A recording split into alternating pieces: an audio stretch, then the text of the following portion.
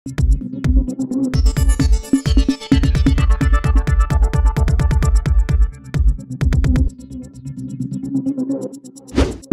News Maharashtra बातमीचे वास्तववादी विश्लेषण.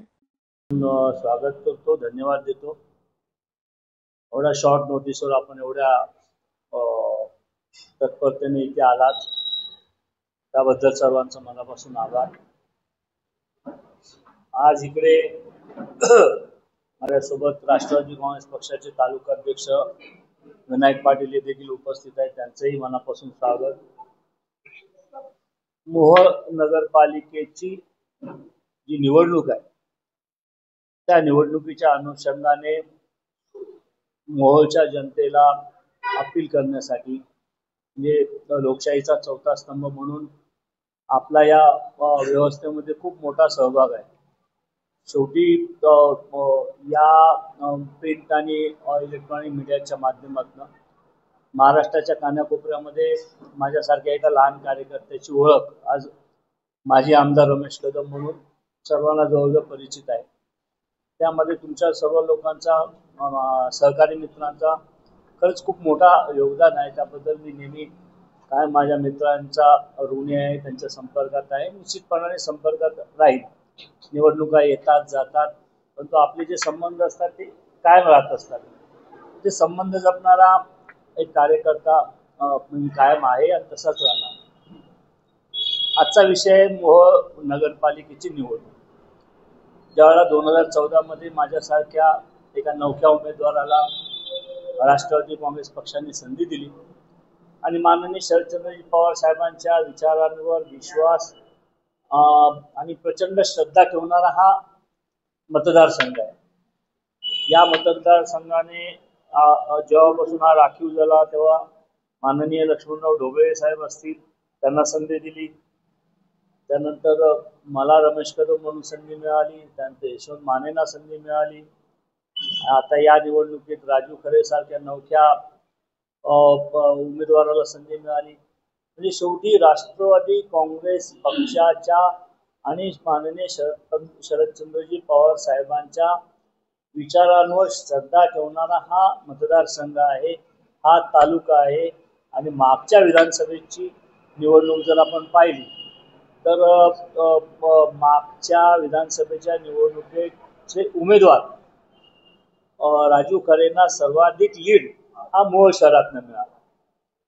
त्यामुळे मोहोळ शहराचं जी नगरपालिकेची निवडणूक आहे याच्यामध्ये कोणत्याही प्रकारचा ओव्हर कॉन्फिडन्स नाही, अति आत्मविश्वास नाही, परंतु निश्चितपणाने आत्मविश्वास आहे मला, माझ्या कार्यकर्त्यांना, माझ्या सर्व सहकार्यांना.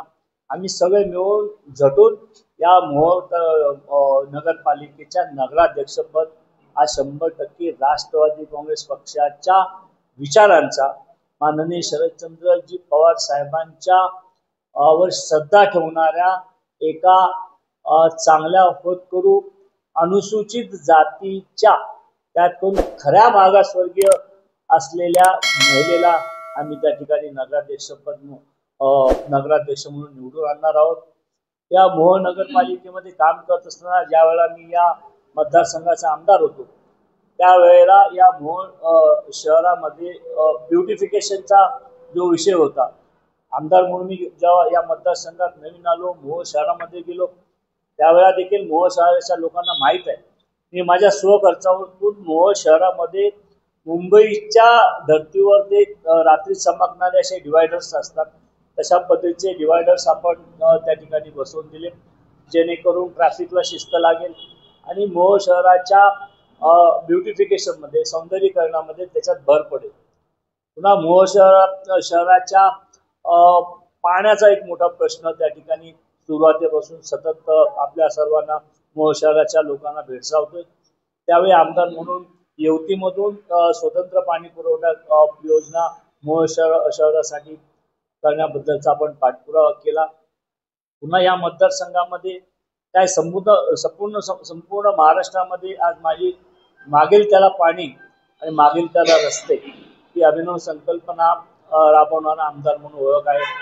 आज जरी गुगलवर आपण नुसतं मागेल त्याला पाणी टाकलं तरी त्या ठिकाणी पुन्हा रमेश कदम आणि मोहोळचा तुम्हाला मतदारसंघातलं चित्र त्या ठिकाणी तुम्हाला सर्वांना पाहायला मिळेल. म्हणजे अशा पद्धतीने मोहोळ शहरासाठी विकासाच्या दृष्टीने आपण अनेक त्यावेळेला स्वखर्चातनं काम करण्याचा प्रयत्न केला. मोहोळ शहराच्या पोलीस स्टेशनमध्ये जो पिण्या आज मोहोळ शहराचे पोलीस पाणी पितात त्या ठिकाणी बोर देखील मी माझ्या स्वखर्चातनं मारून दिली आणि मोहोळ शहर पोलीस स्टेशनचा पाण्याचा प्रश्न मिटवला. मोहोळ शहराच्या तहसील कार्यालयात सुद्धा आपण स्वतःच्या स्वखर्चातनं बोर मारून दिली आणि त्या तहसील कार्यालयातल्याच कर्मचारी अधिकारी त्या बोरचं पाणी पितात. मोहोळ शहराच्या पोस्ट ऑफिसमध्ये सुद्धा आपण स्वखर्चातनं बोर मारून दिली आणि त्या ठिकाणी त्या पोस्ट ऑफिसचे कर्मचारी अधिकारी देखील त्या बोरला चांगलं पाणी आहे आणि त्या पद्धतीने पिण्यासाठी पिण्याच्या पाण्यासाठी त्या बोरचा वापर होतो. म्हणजे ज्या वेळेला माझ्याकडे सत्ता किंवा सेवेची संधी आली त्या वेळा मोहोळ शहरासाठी तो रस्त्याचा प्रश्न असेल, पिण्याच्या पाण्याचा प्रश्न असेल किंवा मोहोळच्या ब्युटिफिकेशन सौंदर्यीकरणाचा प्रश्न असेल, त्यासाठी आपण मनापासून म्हणजे लोकप्रतिनिधी म्हणून त्या संकल्पनेच्या बाहेर जाऊन आपण स्वखर्चातनं काही योजना राबवून त्या ठिकाणी काम करण्याचा प्रयत्न केला. आज आपण पाहिलं तर मोहोळ शहराचं चित्र पहिल्यापेक्षाही मला अधिक थोडंसं भयानक असं वाटतंय. कारण 400 रुपये गॅलनचं पाणी लोक विकत घेऊन त्या ठिकाणी पिताना दिसतात. 8-8 दिवस त्यांना पिण्याच्या पाण्याचा कधी कधी पुरवठा होत नाही. तलावातून नदीमधून जी पाणी पुरवठ्यासाठी जी पाईपलाईन आहे तिची जर मोटर बंद झाली एक दिवस तर ती दुरुस्त करायला 10-15 दिवस लागतात. ही 10-15 दिवस मोहोळ शहरातल्या लोकांना पिण्याच्या पाण्यासाठी वाट बघावी लागते. म्हणजे अशा पद्धतीने पिण्याचा पाण्याचा प्रश्न हा मोहोळ शहरामध्ये खूप मोठ्या प्रमाणावर आपल्याला पाहायला मिळतो. मोहोळ शहराच्या एसटी डेपोचा प्रश्न हा देखील मोठा प्रश्न आहे. त्या एसटी डेपोच्या मागे पुढे ऐसपैस जागा आहे, परंतु काही ठिकाणी अतिक्रमण झालेलं आहे. त्या वेळेला आमदार म्हणून देखील मी ते अतिक्रमण काढून त्या ठिकाणी मोहोळ शहराचं एसटी स्टँड जे नाक आहे ते देखील ॲडव्हान्स पद्धतीने चांगल्या पद्धतीने सुसज्ज करण्याचा आपण प्रयत्न केला. मोहोळ शहरामध्ये जी बाजारपेठ आहे त्यावेळेच्या तत्कालीन जिल्हाधिकाऱ्यांनी एक वेगळ्या पद्धतीची मोहीम हाती घेतली होती. JCB लावून ते प्रत्येक ठिकाणचं अतिक्रमण पाडत होते. मग तसाच प्रयत्न त्यांनी मोहोळ शहरामध्ये येऊन JCB लावून त्या व्यापाऱ्यांच्या गाळ्यावर तो JCB फिरवून ती बाजारपेठ उद्ध्वस्त करण्याचा त्यावेळेच्या तत्कालीन जिल्हाधिकाऱ्यांनी प्रयत्न केला. त्या प्रयत्नामध्ये आपण तो प्रयत्न हाणून पाडला आणि त्या JCBच्या पुढे येऊन आपण तो सगळा प्रयत्न हाणून पाडला आणि आपण प्रशासनाशी संघर्ष केला. तर त्या संघर्षामध्ये माध्यमातून देखील माझ्यावर एक गुन्हा दाखल झाला. त्यानंतर मोहोळ शहराच्या या हायवे ब्रिज आहे या ब्रिजच्या खाली एक जाळी लावली होती. ज्या जाळी लावून नॅशनल हायवेच्या अथॉरिटीने मोहोळमध्ये येणाऱ्या लोकांचा रस्ता ट्रॅफिक आणि त्या खाली जी छोटे फ्रुट्सवाले आहेत त्यांची बसण्याची गैरसोय होती ती देखील आमदार म्हणून होताना आपण सातत्याने प्रशासनाशी पत्रव्यवहार केला, परंतु कोणत्याही पद्धतीची दखल जेव्हा ते घेत नाहीत असं दिसल्यानंतर आपण संघर्ष केला. मोर्चा लोकांना सोबत घेऊन आपण मोर्चा काढला. पुन्हा ती जाळी आपण तोडून लोकांना ऐसपैस तो रस्ता करून दिला. त्या प्रकरणात देखील माझ्यावर गुन्हा दाखल झाला. त्या प्रकरणामध्ये माननीय कोर्टासमोर साक्षी पुरावे झाले आणि त्या प्रकरणामध्ये माझ्या सहित 75 कार्यकर्त्यांना 1 महिन्याचा सश्रम कारावासाची शिक्षा माननीय कोर्टाने आम्हाला त्या ठिकाणी सुनावली. त्या शिक्षेच्या विरोधात आपण माननीय उच्च न्यायालय मुंबई या ठिकाणी अपील केलेलं आहे. ते अपील माननीय हायकोर्टाने एक्सेप्ट केलं आणि ती 1 महिन्याची शिक्षा रद्द केली आणि पुढे आता त्याच्यावर हेरिंग सुरू आहे. म्हणजे मोहोळ शहराच्या विकासासाठी नुसतं जेवून भाषणबाजी आपण कधी केले नाही. तर मोहोळ शहराच्या विकासासाठी आमदार असताना आपण स्वखर्चातनं काम केलं, आमदार फंडातून काम केलं. त्याच्यानंतर पुन्हा लोकप्रतिनिधी म्हणून अंगावर गुन्हे दाखल करून घेतले त्या गुन्ह्यांमध्ये शिक्षा झाली. अशा पद्धतीने मोहोळ शहराच्या विकासासाठी आपण खऱ्या पद्धतीने प्रामाणिक प्रयत्न केला. आजही या मोहोळ नगरपालिकेची निवडणूक आहे. ही निवडणूक लढत असताना आमचा असा प्रयत्न आहे, आपण आघाडी सरकार म्हणून महाराष्ट्रभर त्या ठिकाणी काम करतोय.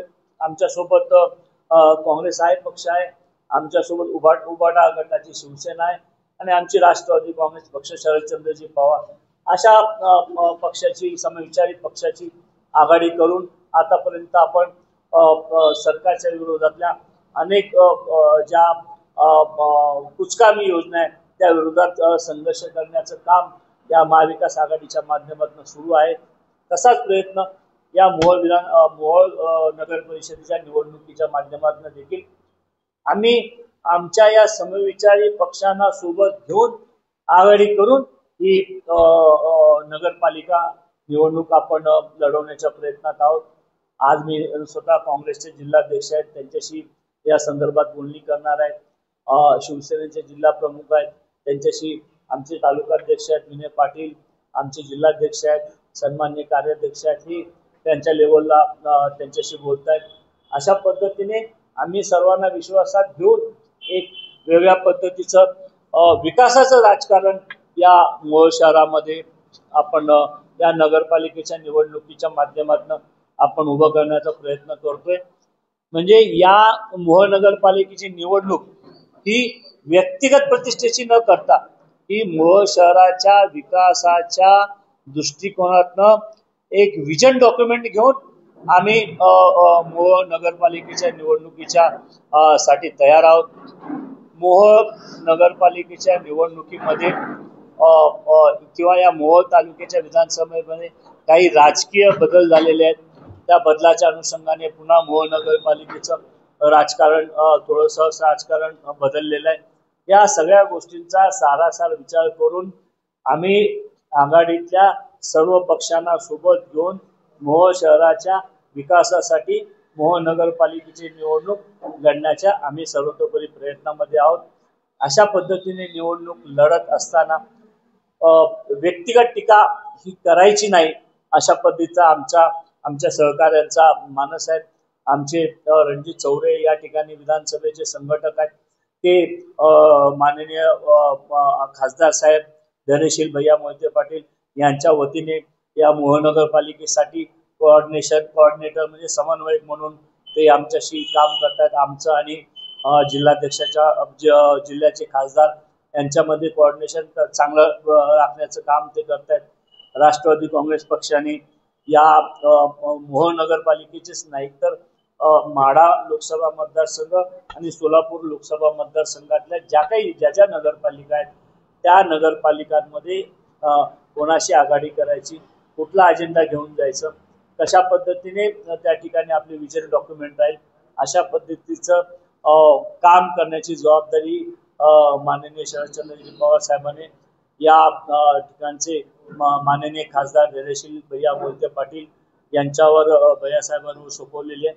म्हणजे आम्ही नेत्यांना विश्वासात घेऊन, पदाधिकाऱ्यांना विश्वासात घेऊन, कार्यकर्त्यांना विश्वासात घेऊन आणि आमच्या आघाडीच्या घटकांना विश्वासात घेऊन ही निवडणूक आम्ही मोहोळच्या विकासासाठी चांगल्या पद्धतीने डेव्हलपमेंटचा अजेंडा घेऊन आम्ही त्या ठिकाणी लढणार आहोत. या ठिकाणी व्यक्तिगत टीका आमच्याकडनं होणार नाही, पण कोणी जर शहाणपणा करून व्यक्तिगत टीका करण्याचा प्रयत्न केला तर त्या टीकेला जशास तसं नाही, त्याहीपेक्षा अधिक चांगल्या पद्धतीने उत्तर आम्ही देऊ. शेवटी मोहोळ विधानसभा मतदारसंघामध्ये एक वेगळ्या पद्धतीची गुंडशाही, दडपशाही आजपर्यंत लोकांनी पाहिली होती. लोकांना त्या संदर्भातला कायम राग राहिलेला आहे आणि तो राग त्यांनी विधानसभेच्या निवडणुकीमध्ये मताच्या पेटीच्या माध्यमातून व्यक्त केला आणि जो निवडणुकीचा रिझल्ट आहे तो आपण पाहिले. राजू खरे नावाच्या एका नवख्या कार्यकर्त्याला 30,000पेक्षा अधिकच्या मताचं लीड विनायक पाटील असतील, रणजित चौरे असतील, या सर्व सहकार्यांनी काम करून माननीय शरदचंद्रजी पवार साहेबांच्या नावावर त्या ठिकाणी आमदार म्हणून निवडून दिलं. त्यामुळे या मोहोळ नगरपालिकेमध्ये सुद्धा जर कोण या निवडणुकीच्या माध्यमातून दादागिरी करून गुंडगिरी करून दडपशाही करण्याचा प्रयत्न करत असेल तर निश्चितपणाने अशा पद्धतीची गुंडगिरी आम्ही चालू देणार नाही. आम्ही मी आमदार असताना कधी गुंडगिरीचं दडपशाहीचं अशी प्रेशर टॅक्टिक्स करून कधी कोणाला हे करण्याबद्दलचं राजकारण केलं नाही. आम्ही सगळे कार्यकर्ते अजिबात त्या विचाराचे नाही आहोत. पण जर काही लोक संध्याकाळच्या नंतर दुपारच्या नंतर माझ्या संपर्कात असतात. आता काही नेत्यांची कार्यकर्त्यांची मला नावं घेता येत नाही, परंतु मोहोळ शहरातल्या आता मोहोळ शहराचं जे नगरपालिकेच्या अनुषंगाने पॉप्युलेशन पाहिलं तर या मोहोळ नगरपालिकेमध्ये सर्वात जास्त मायनॉरिटी समाज हा मोठ्या प्रमाणात 5,500-6 हजार लोकसंख्या असलेला समाज आहे. त्याच्यानंतर मराठा समाज हा जवळपास 5-5.5 हजार, म्हणजे मराठा समाज आणि अल्पसंख्याक समाज हा जवळपास 500 हजार मताच्या फरकाने त्यांची त्या ठिकाणी लोकसंख्या आहे. त्याच्यानंतर आपण पाहिलं तर धनगर समाजाचं या ठिकाणी पॉप्युलेशन आहे. त्याच्यानंतर आपण पाहिलं तर मातंग समाजाचं पॉप्युलेशन आहे, बौद्ध समाजाचं पॉप्युलेशन आहे आणि इतर लहान लहान समाजाचं पॉप्युलेशन आहे. तर अशा लोकांचा मिळून हा नगरपालिकेचा हे आहे. तर त्याच्यामध्ये 24-25 हजार मतं आहेत. परंतु ज्या वेळेला या मोहोळ नगरपालिकेची निवडणूक विचारात घेत असताना या अल्पसंख्याक समाजासाठी त्यांची लिडरशिप नाही आहे किंवा त्यांना रिप्रेझेंटेशन मिळत नाही, म्हणून आम्ही विशेष करून मोहोळ नगरपालिकेच्या निवडणुकीत अल्पसंख्याक समाजाच्या लोकांना अधिकाधिक कशा पद्धतीने रिप्रेझेंटेशन देता येईल, उमेदवारी देता येईल त्याचा आपण विचार करतोय. पण अशा वेळेला स्थानिक नेत्यांकडनं त्यांना धमक्या दिल्या जातात. त्यांना सांगितलं जातं की जर याद राखा तुम्ही त्या पक्षाकडनं उमेदवारी घेतली तर आमच्या इतकं वाईट होणार नाही. अशा पद्धतीचं गुंडगिरीचं दडपशाहीचं राजकारण काही लोकांकडनं होते. माझी विनंती आहे, मी देखील माझा जन्म सोलापूरमध्ये जर झाला असेल तर शेवटी मुंबईच्या झोपडपट्टीमध्ये राहणारा आणि वाढणारा कार्यकर्ता आहे. त्यामुळे अशा पद्धतीच्या गुंडगिरीला आम्हालाही चांगल्या पद्धतीने उत्तर देता येतं. परंतु आपण नगरपालिकेची निवडणूक लढताना ती गुंडगिरीवर, दडपशाहीवर आणि खोट्या आरोपांवर न लढता आपण मोहोळ शहरासाठी तुम्ही काय केलं ते सांगा आणि त्याच्या विरोधात आम्ही काय केलंय ते आम्ही सांगू. तुमचा काय विजन डॉक्युमेंट आहे ते तुम्ही मांडलं पाहिजे मतदारांसमोर. आमची काय विजन डॉक्युमेंट आहे ती आम्ही मतदारांसमोर मांडलं पाहिजे आणि एक चांगली पॉझिटिव्ह थिंकिंग घेऊन आपण नगरपालिकेची निवडणूक ही खेळीमेळीच्या वातावरणामध्ये लढली पाहिजे आणि खऱ्या अर्थाने लोकशाही जिवंत ठेवली पाहिजे. आणि या निवडणुकीमध्ये जो खरा राजा आहे, मतदार राजा, त्याला ही निवडणूक इम्पार्शल, पारदर्शक, भयमुक्त आणि अशा पद्धतीने त्याला देखील वाटले पाहिजे. या नगरपालिकेच्या निवडणुकीमध्ये यावेळेला पहिल्यांदा धनशक्ती विरोधात जनशक्ती अशा पद्धतीचं वातावरण आपल्या सर्वांना पाहायला मिळेल. आता कोणी कुठून किती पैसे आणले, काय आणले, कोणाची काय कमिटमेंट आहे ही मोहोळ शहरातल्या लोकांना माहिती आहे, मोहोळ शहरातल्या मातबर पत्रकारांना माहिती आहे, आमच्यासारख्या कार्यकर्त्यांना पण माहिती आहे. त्यामुळे सगळ्या गोष्टी आम्हाला प्रचारामध्ये काढायला लावू नका. चांगल्या पद्धतीने तुम्ही इलेक्शन लढा, चांगल्या पद्धतीने आम्हाला इलेक्शन लढू द्या. अशा पद्धतीचा एक नम्र आवाहन आपण विरोधकांना करतोय. कारण काही नेत्यांचे असे व्यक्तिगत आरोप केलेले काही बाईट्स वगैरे अशा चर्चा आमच्यापर्यंत आल्या. त्यामुळे त्यामध्ये जास्त न जाता आम्ही मोहोळच्या विकासाची विजन डॉक्युमेंट मोहोळ मतदारसंघापर्यंत पोहोचवणार आणि मोहोळ नगरपालिकेची निवडणूक ही या नगरपालिकेची पहिली अनुसूचित जातीची पहिली नगराध्यक्ष ही माननीय शरदचंद्रजी पवार साहेबांच्या विचाराची आणि राष्ट्रवादी काँग्रेस पार्टी शरदचंद्रजी पवार या पक्षाची असेल एवढाच विश्वास या पत्रकार परिषदेच्या निमित्ताने देतो. आणि तुम्ही इथे सर्व जण या शॉर्ट नोटीस या पिरियडमध्ये आलात त्याबद्दल तुमच्या सर्वांचा आभार मानतो. हे रणजित चौरे हे देखील या ठिकाणी विधानसभा संघटक म्हणून काम करतात, त्यांचं देखील या पत्रकार परिषदेमध्ये स्वागत करतो. आणि आम्ही सगळे मिळून या निवडणुकीसाठी कामाला लागलो आहोत आणि या निवडणुकीत तुमचं देखील सहकार्य राहू द्या अशा पद्धतीची तुम्हाला विनंती करण्यासाठी आणि तुमच्या माध्यमातून आमची विजन डॉक्युमेंट ही मोहोळ नगरपालिकेच्या मतदार असलेल्या सर्व लोकांपर्यंत पोहोचवावी अशा पद्धतीची विनंती करण्याकरता आज घाईघाईने ही पत्रकार परिषद बोलवली आहे. यानंतरचे पुढचे 30 दिवस हे सातत्याने रमेश कदम म्हणून मी आणि माझे सर्व सहकारी विनायक पाटील असतील, रणजित चौरे असतील, आम्ही सर्वजण मोहोळ नगरपालिकेच्या निवडणुकीचा निकाल लागेपर्यंत मोहोळ शहर काही सोडत नाही. त्यामुळे असा कोणाचा जर गैरसमज असेल की आम्ही येऊ जाऊ तर त्या गैरसमजामध्ये कृपया कोणी राहू नये आणि आपण ही निवडणूक चांगल्या पद्धतीने लोकशाही स्ट्रॉंग करण्यासाठी चांगल्या पद्धतीने लढू अशा पद्धतीचं आवाहन या पत्रकार परिषदेच्या निमित्ताने करतो. आणि तुम्हाला काय प्रश्न असतील तर सांगा. मोहोळ मतदारसंघात चर्चा सुरू आहे की आपण खरी निवडणुकीच्या वेळेसच निवडणुकीत दिसतात, त्यानंतर कुठं सक्रियपणे दिसत नाही मोहोळ शहरात, त्याबद्दल काय सांगा. मोहोळ विधानसभेची निवडणूक होण्याच्या आधीपासून मी एकमेव आहे की ज्या माणसं तिथे जनसंपर्क कार्यालय आहे, जिथे तुम्ही सातत्याने येताय बसताय, सत्तेत नसताना देखील हे जनसंपर्क कार्यालय चालू आहे. म्हणजे माझं काम चालू आहे ना इथे ऑफिसमधून. माझ्या लोकांचे प्रश्न असतील, इथे येणाऱ्या माणसांचे प्रश्न असतील, फोनवर माझे त्या सर्व लोकांशी संपर्क आहे. शेवटी लोकांचे प्रश्न सुटले पाहिजेत. तुम्ही इथे 24 तास राहून जर पिण्याच्या पाण्याचा प्रश्न सोडवत नसाल, त्यांच्या रस्त्याचा प्रश्न सोडवत नसाल, त्यांच्या आरोग्याचा प्रश्न सोडवत नसाल, लोकांना माणूस हवा आहे की त्यांना मदत हवी, हे त्यांनी ठरवायचं. मोहोळ नगर परिषदेसाठी आपली कन्या सिद्धिताई कदम यांचं देखील नाव पुढे येते. नगरपालिका रिंगणात उतरणार आहे. बघा,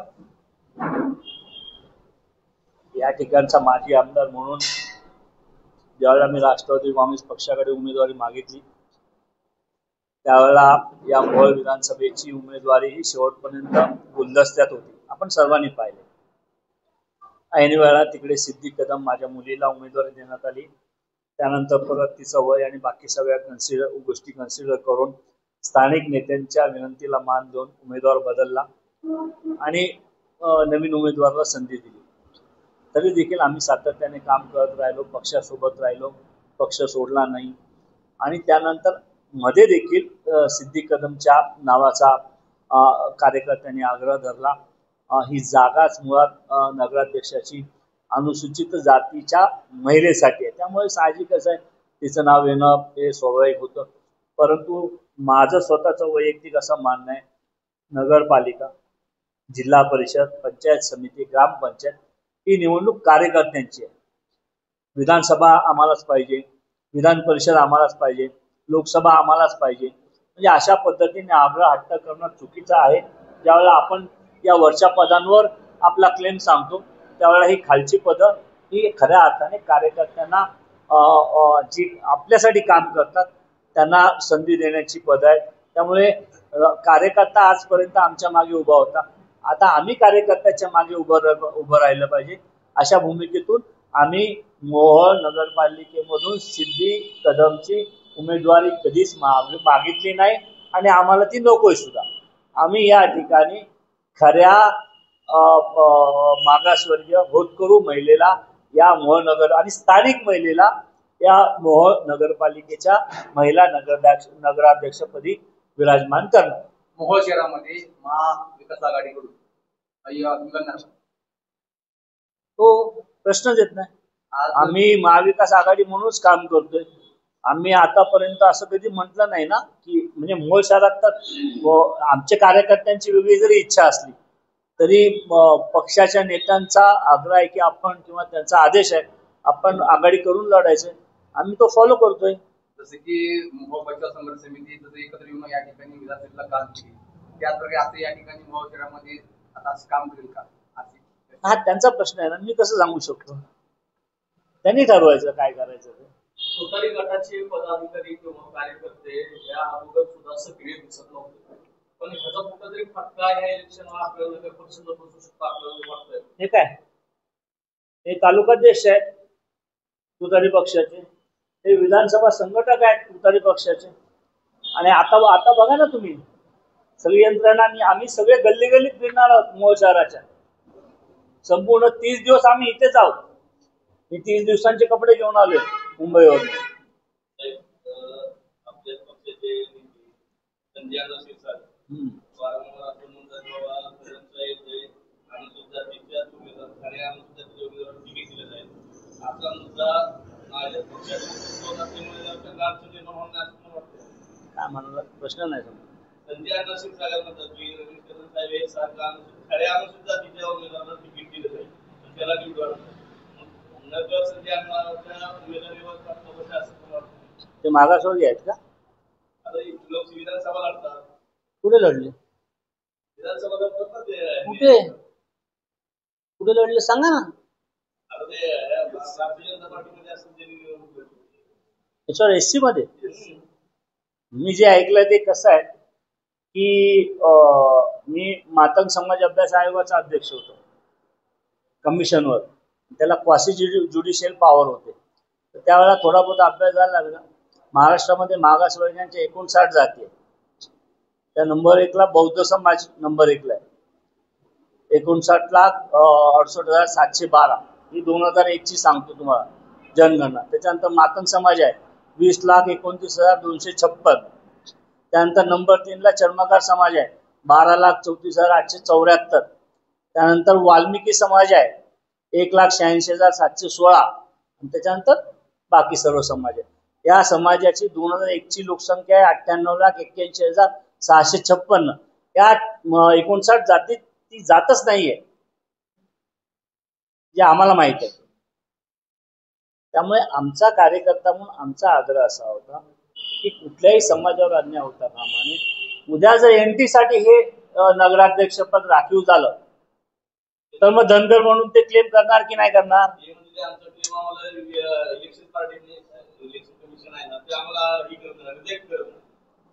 अरे आता तो पक्षाने निर्णय घेतला ना.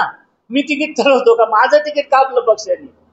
तिकीट आदरणीय पक्ष नेते पार्लमेंटरी बोर्ड कोर कमिटी ते ठरवतात. येणाऱ्या काळात राजीव खरे आपल्या सोबत असतील निश्चितपणाने का नसते. गेल्या काही दिवसांपूर्वी जी मीटिंग झाली त्या मीटिंगेत आपण टीका केली होती की ते आतापर्यंत टीका केली होती. नाही टीका काय केली ते दिसत नाही मतदारसंघात एवढंच म्हटलं. केलं की ते पक्षाची असेल बैठक असेल तर हजर आपल्याला दिसून येत नाही. नाही जे आहे तेच म्हटलं मी. दिसतच नव्हते ते. तर त्या दिवशी दिसले तर मी दिसलं बोललो आज आले असं बोललो.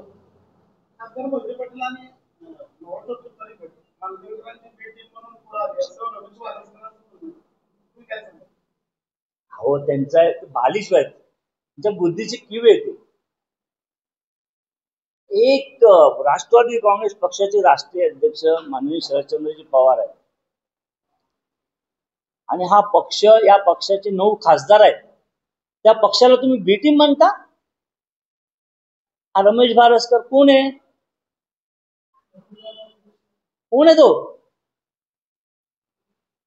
अरे आपण कोणावर टीका करायची? ज्या पक्षाचे लोकसभेत 9 खासदार आहेत त्याला तुम्ही बी टीम कसं म्हणू शकता? कुठला अंगर करायची बी टीम कसं म्हणू शकता? हो म्हणजे बुद्धीची कीव येते बाकी काय नाही. 42-40 स्टेटमेंट कुठे काय लोकसभेला काय भूमिका होती मला दाखवा. तो वैयक्तिक मी घेतली होती ना. वैयक्तिक माझी भूमिका होती तेव्हा मी पक्ष सोडला नव्हता. तो त्यावेळेपुरता वैयक्तिक माझा आणि माझ्या कार्यकर्त्यांची भूमिका होती. आज आम्ही पक्षात आहोत. पक्षाने सांगितलं तुम्ही या ठिकाणी ह्याची समन्वयक म्हणून तुम्ही तिघं मिळून जबाबदारी घ्या. आम्ही तिघं मिळून काम करतो. वेगळी काय शेवटी उद्या तुम्हाला कुठे जायचं असेल चॅनलला तर त्या चॅनलला जायचा निर्णय तुमचा वैयक्तिक आहे. त्या चॅनलचा थोडी निर्णय आहे.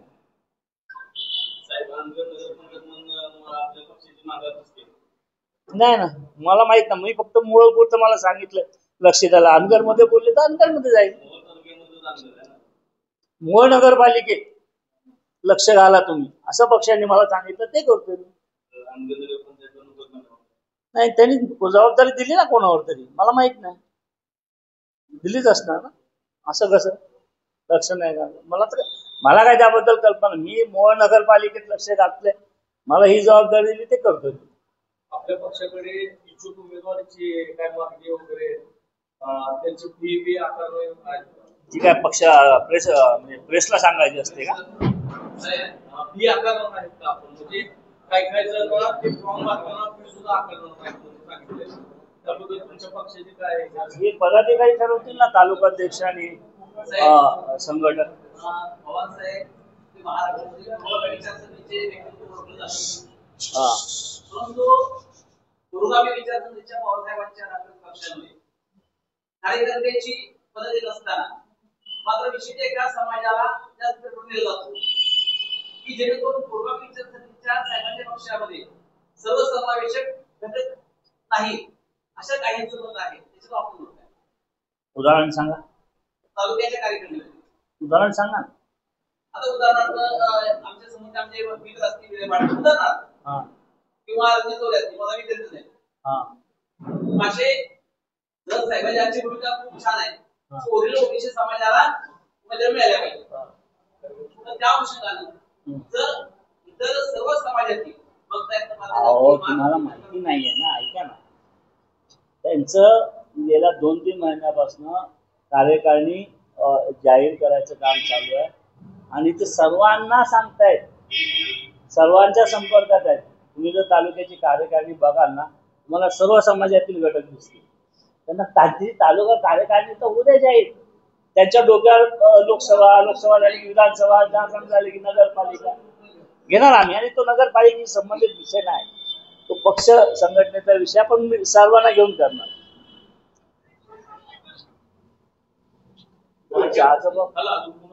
भाजप शहरामध्ये नगराध्यक्षपदी भाजपचा उमेदवार हा बळकट असल्याचं देखील बोललं जाते. त्यानंतर ठाकरे गट हा वेगळा लढण्याची देखील भूमिका घेत आहे. शिंदे गट आणि अजित पवार गट हे एकत्र येण्याची देखील आघाडी होऊ शकते. याबाबत आपला फायदा होईल की तोटा होईल?